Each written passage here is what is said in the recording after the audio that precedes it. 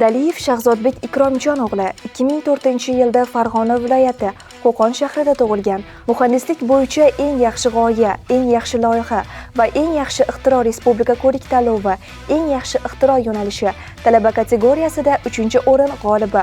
G'oya nomi Aqlli yo'l belgi. Hozirda Farg'ona davlat texnika universitetining axborot texnologiyalari va telekommunikatsiya fakultetining 4-bosqich talabasi.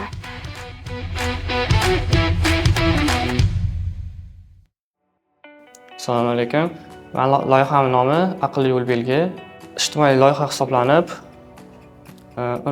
asosiy maqsadi haydovchilarni ogohligini oshirish.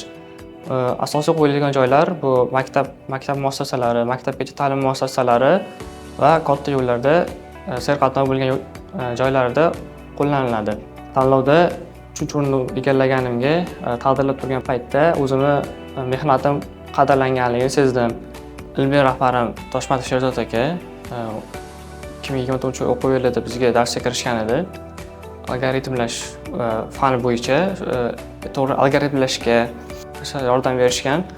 Farg'ona yo'l qurilish boshqarmasi moliyalashtirishga juda katta yordam berishgan va hozirgi kunda men ixtiroim boshlanish sotuv jarayonida Farg'ona viloyatida ixtimalari yo'llarida qo'yilgan. Hozirda bizda taxminan 30 tacha buyurtma bor.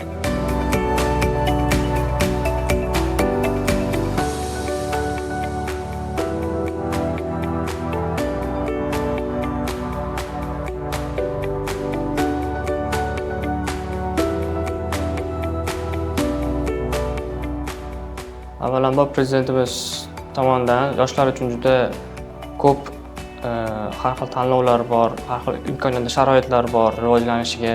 Xususan, rektorimiz ham bizning fakultetimiz binosidan bitta xona ajratib berib, bizga shu ixtiroimni loyihalashga va shu birinchi prototipni yasashga sharoitlar qilib berishgan.